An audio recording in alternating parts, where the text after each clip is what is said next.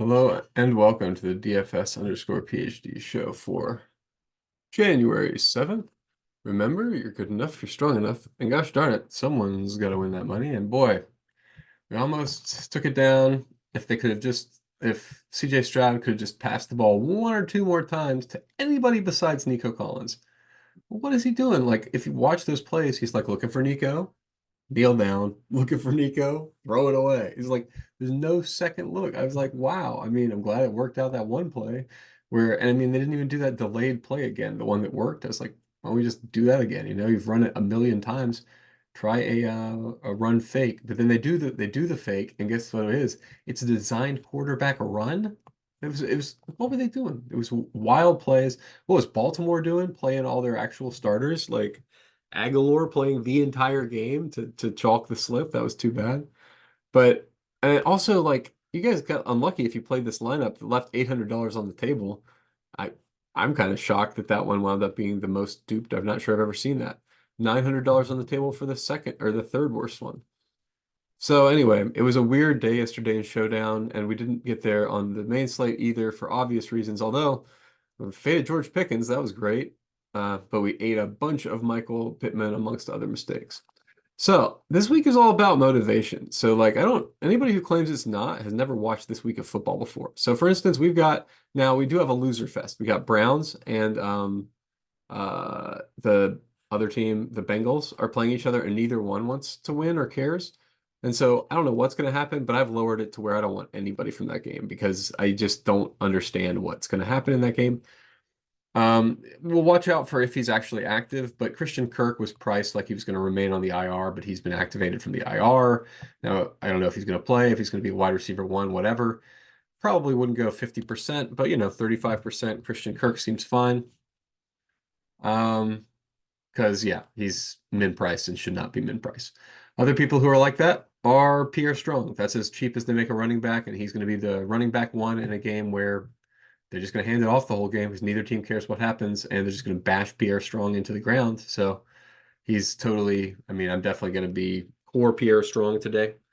Um, if you need a punt, consider Mundt. Well, it's not a punt anymore. We all know about it, but that's another min-price play that is now playing the TJ Hawkinson role in that offense. Now, granted, I'm pretty sure that's a team, Minnesota Vikings. 10. Okay, they're still trying to win. So Mundt should be in an offense that's throwing the ball.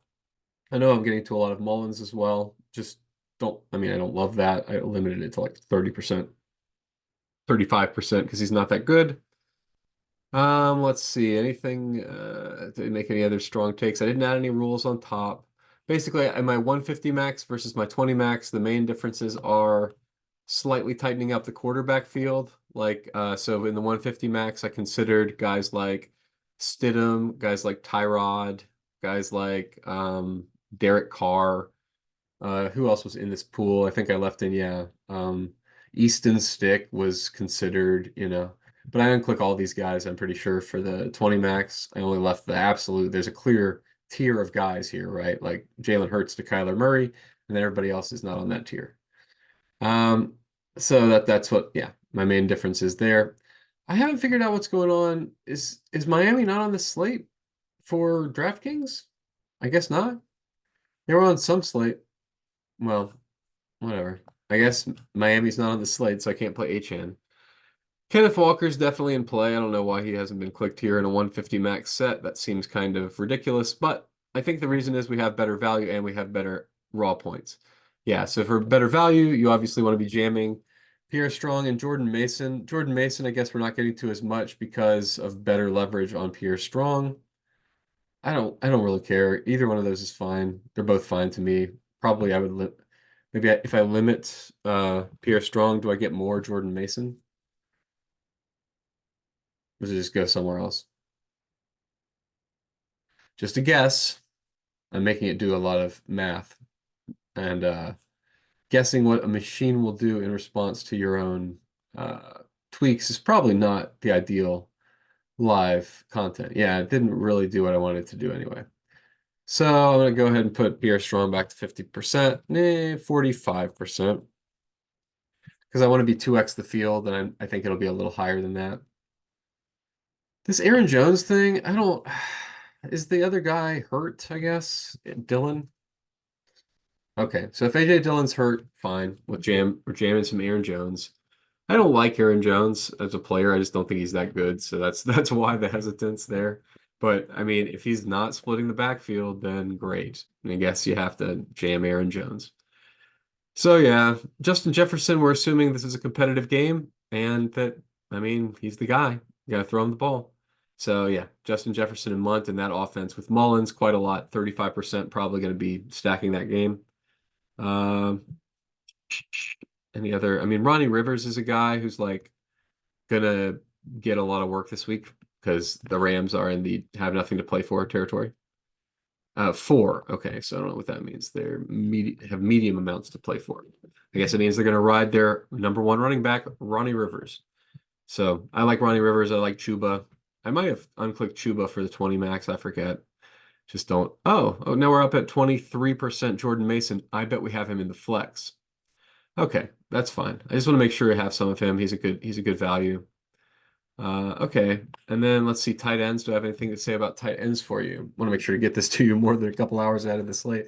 Awesome to see you guys, by the way. It's like 80 of you watched yesterday's video, which I put up 3 hours ahead of time. So yeah, it's great. I love talking to you guys. And if you need a punt, consider Mundt. The old Sims adage comes. Chalk Mundt week. Chalk Mundt. Never thought we'd have a Chalk Mundt week, but here we are.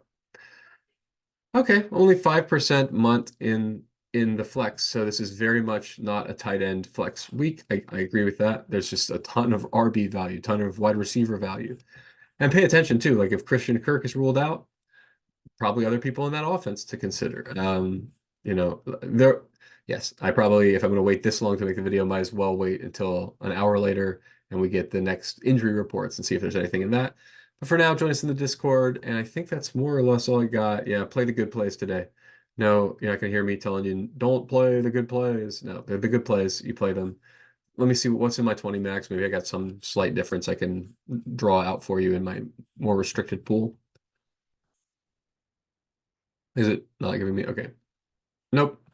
I guess it's like I got more Zeke. I got more Tony Pollard, Mundt, CD, Christian Kirk, Aaron Jones, Pierre Strong. Yeah. I guess it's just kind of leaning into the chalky chalk, and then a couple pivots here, a couple pivots there. Chargers D. I think people don't know that Kansas City has nothing to play for or whatever, but Chargers D should be higher owned than they are. And they are pretty highly owned, but like when you're playing against a team playing for nothing and you're the defense, you profit. So I'm not unclicking chalk defense this week. That is not the way to go. There's a number, actually, I guess there are a number of defenses that are playing against teams that have nothing to play for. So 49ers, Chiefs, Ravens. So 49ers, Chiefs, Ravens. I mean, we got some of these that are even over here, right? 49ers, Chiefs, Baltimore already played. Okay, so this is not the best list overall for me for the specific reason, but did I say all of the guys wide receiver? I don't think I actually talked specifically about wide receivers, so I'll speak about it for a second. Seattle is on our list of guys who are still trying hard, right? You got to double check, make sure if you're taking somebody from an offense that they're trying hard. I saw they're trying to sneak some Chase in. Don't play Chase. Don't play anybody from Cincinnati's offense. That's a mistake. Is he still even? He might even be in this one, but I got to go over here to team stacks and make sure I dock Cincinnati down to a reasonable man's level expectation for two teams that are not trying hard. Don't want to have any of those guys in your lineups, except for the backups, in which case you play them. For instance, Richie James Jr. This is another guy who SaberSim's getting to and I really like, and I probably should mix in a bit more of. But in the Kansas City has nothing to play for realm, we could see a fair amount of Richie James Jr., right? I mean, like that's definitely on the table. But overall, there's no need to get cute. You don't see me getting cute here. You see me jamming the best plays. Ronnie Rivers is, y'all are getting cute. I don't know why he's 7.5%, but that's not a SaberSim mistake. That's y'all's mistake. In my opinion, yep, if you need a punt, consider Mundt. If you need Jake Ferguson, consider Jake Ferguson. What are my QBs like in the 20 max? From which I will pull my Millie entries. Gino, Nick Mullens. Yeah, I won 2 Saddies yesterday. I probably should have pulled that out earlier, but whatever. I like the short slates. I like the short slates. I'm just upset I didn't take down because I really like that pivot. Everybody, whoever, thank you for Jaw, I think it was, pointing it out in the Discord that there was a practice squad call up. Jimmy Johnson or Johnny Johnson. He's Johnny Johnson the third, which means there's been five consecutive people who are named Johnny, John's son. So there's a lot of people in that family name. Anyway, I like to think dumb things like that. But I was really disappointed because 0.04%. What were you doing, Fields? CJ Stroud is going to be throwing this guy passes. Anyway, he didn't catch one, so y'all were not caught slipping. But boy, I've never felt more like we have attacked an edge appropriately than the 20% or whatever of my lineups that went pretty much dead on that call yesterday. Great call. I mean, like, I'm never going to look. You can't be results oriented in it. He played 40% of the snaps yesterday, right? Like, I mean, what was it? Texans. Snap counts. I think they might even have them up already. Let's see. Because I'm pretty sure, like, week 18, if we go to the wide receivers, my dude was out there 17. Oh, they don't have 18 up yet. Well, whatever. You'll see it, and you'll be happy to know that my dude was out there a lot. He was out there enough that they were talking about him on TV. I don't remember if he actually got a stat. I don't think so. But yeah, I don't care about that. I don't care if he actually did well or not because it's the Haywood Highsmith thing, right? Like that dude could have DNP'd that game. As soon as he came in, I was celebrating. You could tell. I mean, like that's honestly the reason I started doing these posts about uniqueness and stuff is because I was doing that night. I knew my situation. As soon as Highsmith checked in, I knew the number of uniques I had with him, the number of top fives I had with him, or like under fives. I was just freaking dancing. He didn't even have to hit a few threes yet, right? I mean, eventually he did, and it was dope. But when you get those rotations right, it's great. So I was celebrating the same way yesterday with our Johnny Johnson call. That was dope. That was incredible. We were all over it, and nobody else was. Nobody in the industry saw that call up. So dope. And that's what we need to look for today. Look for people who have called up, people who are surprise inactives. I mean, that's where it's going to be at. I've told you the obvious plays. There's like a zillion of them for this slate. Play them. I mean, coin flips. We got coin flips for optimal for a lot of these guys. You just play all the coin flips you might chop for optimal. That's not that fun, but I mean, it's $1 million. So can chop that a lot of ways before I start caring, right? We get to more than 10, but like there's no way we're going to approach the number of dupes necessary for me to care about dupes on the millionaire slate. I don't care. I'm happy to chop. There's not even a Tournament of Champions ticket up. It's next week, so they're not putting a ticket up there this week. So whatever. It's just a big chop. It's going to be like 1.5 in the pot between what?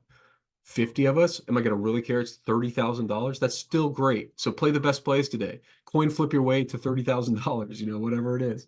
That's basically how I'm playing. So remember, you're good enough, you're strong enough, and gosh darn it, someone's got to win that money. Might as well be us, coin flipping our way to $30,000.